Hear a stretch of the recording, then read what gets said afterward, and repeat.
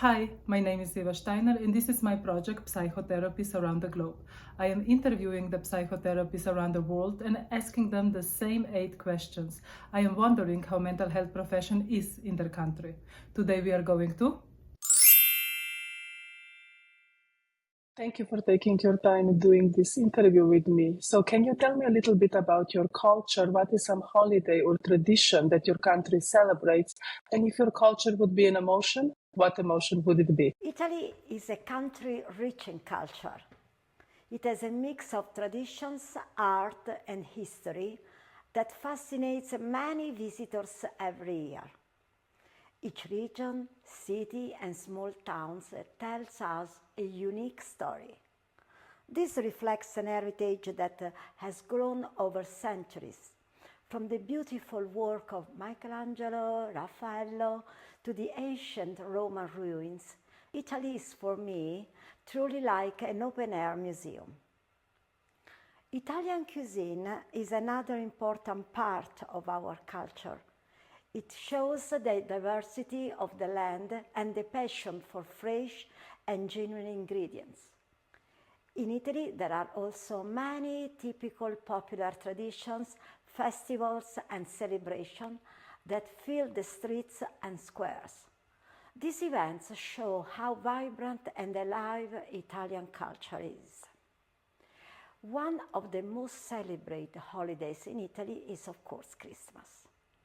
During this time, many people who live abroad come back to be with their families. Christmas is one of the most important holidays. It is rich in culture and culinary tradition that is different from region to region. This holiday is not just religious. It is also a chance for families to reunite and revive old customs. Many Italian towns set up Christmas markets where people can buy handmade products, decoration, and local food. Festive lights and decoration can be seen throughout the country. Families gather to exchange gifts, sing Christmas carols, and share joyful moments. If Italy were be an emotion, it would be for me joy. This joy captures the energy and passion that define Italian culture and its people. Can you tell me a little bit more about joy? How is joy showing in everyday life in Italian people? Italian people express their joy identity in everyday life in many ways, all deeply connected to our culture. Italians are known for their cheerfulness and expressive way of communicating. They smile and use lively tones to show how happy they are. Even a simple greeting with a warm, genuine smile can spread contagious joy. Family gatherings, dinners with friends, and celebrations are also special occasions for sharing and expressing joy. Here, preparing and enjoying good food, chatting and laughing together become a meaningful moments that celebrate the joy of being together. Sunday lunch, especially in the south of Italy, brings people of all ages together in an atmosphere of joy and conviviality. A love for art, music, theater, and cinema also fills our daily lives with joy. Attending cultural events, concerts, and performances is a way to celebrate life and enjoy moments of happiness. And I can't forget social, of course. For Italian, it's a huge source of joy. Following our favorite team, celebrate victories and feeling part of a community brings a unique happiness and a sense of belonging. Finally, I have to mention a beloved Italian tradition, the coffee break. This is a moment in the day to pause, relax, and socialize. This simple gesture brings joy, making each day a little brighter. How did you become a psychotherapist in your country, and what is your therapeutic approach?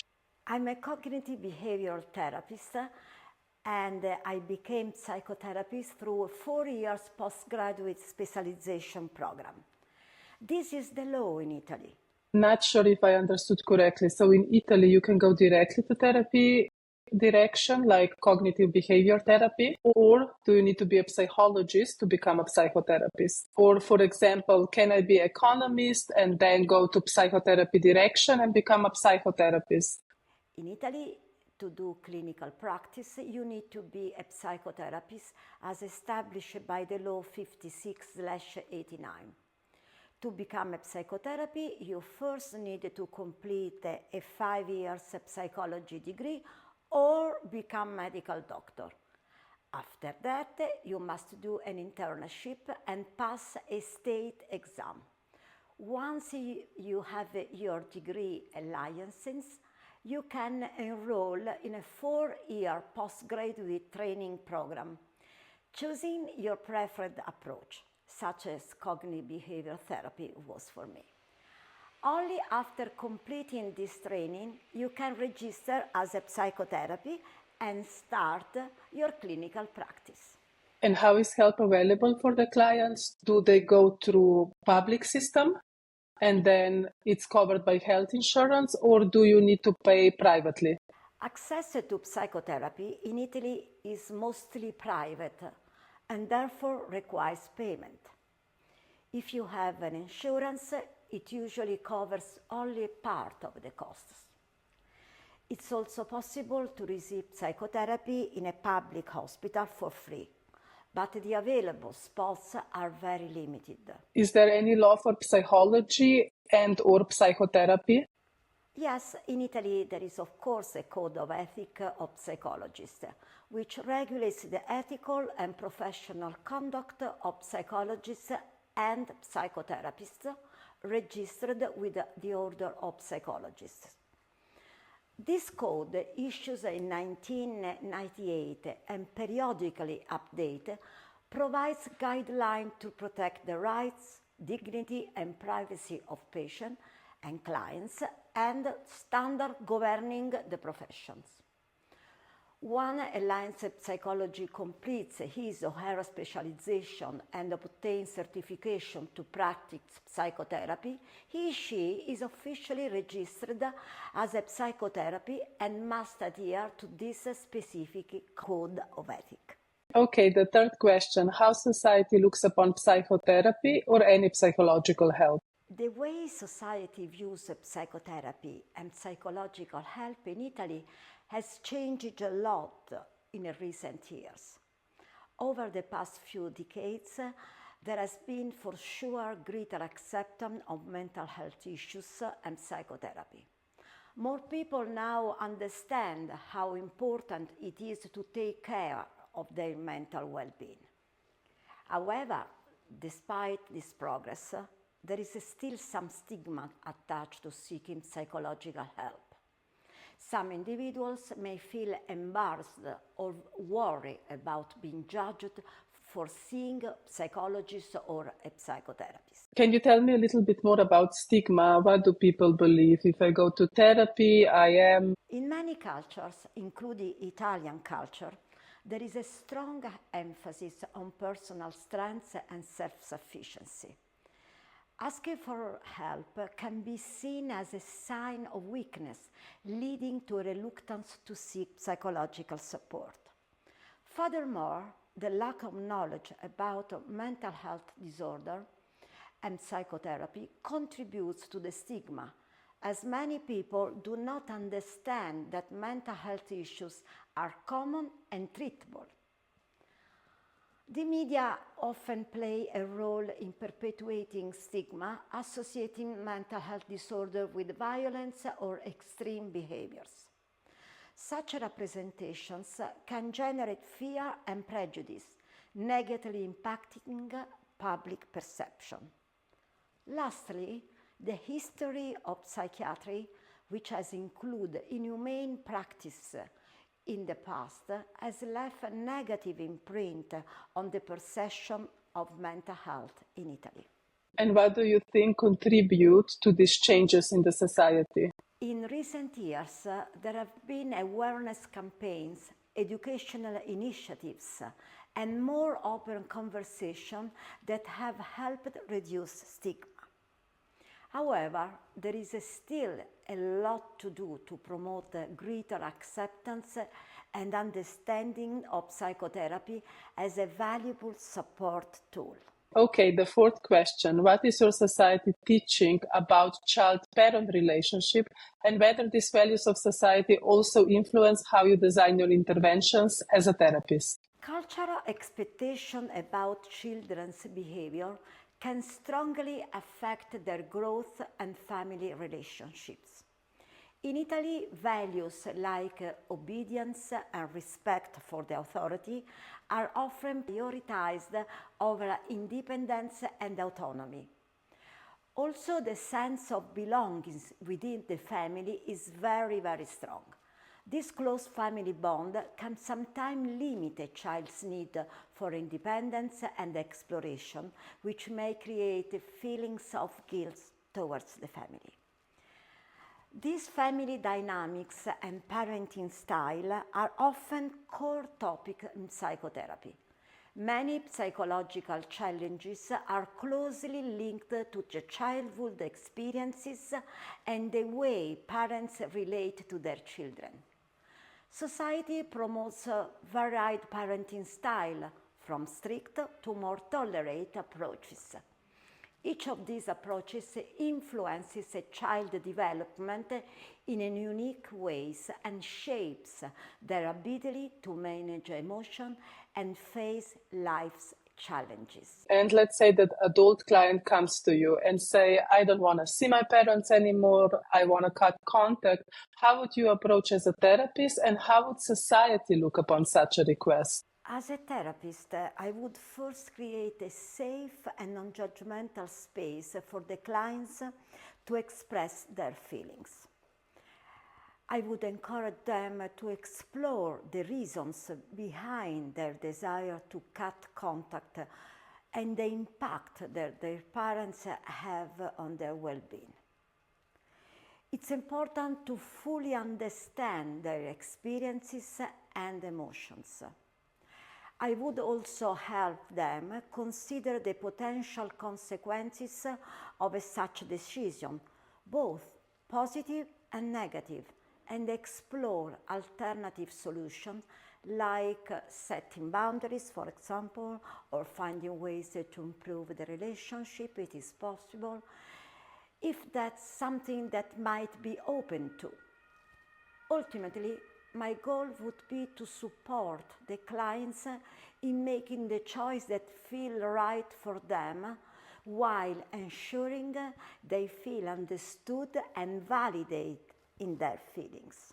What are the learned beliefs regarding client-therapist relationship, and can the relationship continue outside the therapy once the therapy process is over? The therapeutic relationship is a fundamental aspect of psychotherapy and plays a crucial role in the therapeutic process. The quality of the relationship between the clients and the therapist is one of the most significant predictors of therapy success. When therapy comes to an end, it is important to have a closure phase in which the therapist and client reflect together on the journey they have taken, the progress achieved, and the skill learned. This helps to consolidate the changes and prepare the client for the future. In some cases, there may be the chance of maintaining a supportive relationship even after therapy ends. But this depends on various factors, including the nature of the relationship, the client's needs, and the therapist's ethical orientation. So can you elaborate a little bit more what kind of friendship is okay to have after the therapy process is over? And also, if the therapist is crossing a line, for example, maybe romantically approaching the client or even sexually approaching the client, is there any organization, institution where the client can turn to In Italy, it's generally considered inappropriate for a therapist to enter into friendship or romantic relationship with a former client. Ethical guidelines from professional organizations emphasize maintaining professional boundaries to protect the client's well-being. There are also specific regulations that prohibit dual relationships during therapy and for a certain period afterward. These rules are in place to prevent any potential exploitation or harm to the client. If a therapist and a former client wish to pursue a different relationship after therapy, they should carefully consider the implications and ensure that it is done in a way that prioritizes the client's emotional health. And is there any institution or organization where the client can turn to if the therapist is crossing the line? Certainly, the patient can report the professional to the psychologist board he or she belongs to, highlighting any inappropriate or harmful behavior. Okay, the sixth question. Is supervision a must for a therapist in your country? Yes, supervision is considered as a fundamental element in the training of psychotherapists and mental health professionals in Italy. Supervision is seen as a way to ensure the quality and the safety of psychological work. During the training to become psychotherapists, which includes both theoretical and practical components, supervision is often integrated to help students to reflect on their clinical experiences. And what about after training? Is supervision a must or a nice-have? The decision to continue supervision after training is a personal choice for each therapist. For me, it remains an important tool for ongoing learning and self-reflection throughout life. What are the most common complaints that the client comes to therapy for? Patients may seek psychotherapy for a variety of issues, with the most common being depression, anxiety, and relational problems. However, at our institute, we also see many patients with both simple and complex PTSD, personality disorders, as well as issues related to gender identity and sexual orientation, in addition to eating disorder and addiction. These issues, of course, can vary widely in terms of severity and complexity, and patients often bring a combination of these. Would you say that there is any event in history or generational trauma that is still influencing the people of Italy today? In Italy, as in many other countries, transgenerational traumas can arise from various historical and social factors, including domestic sexual abuse and violence, wars and conflicts, natural disasters, economic and social crises, migration, stigma, marginalization and discrimination with minority groups such as immigrants, LGBTQI+. This group often face systemic discrimination, contributing to transgenerational trauma. These lasting traumas can impact mental health, relationships, and behavior across generations. Recognizing and addressing them is crucial for fostering and healing well-being within families and communities. Okay, the last question. If you would share one tool, belief, or approach that is a must-have for you as a therapist, what would that be? If I had to choose one essential approach in my work as a therapist, it would be a combination of a CBT, cognitive behavior therapy, and mindfulness. But I also use polyvagal theory in group through a program called Wired to Connect.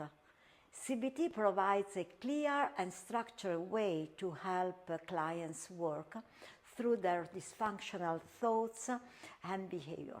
However, adding mindfulness and polyvagal theory makes it even more effective, and it is a key part of my therapeutic approach. Thank you.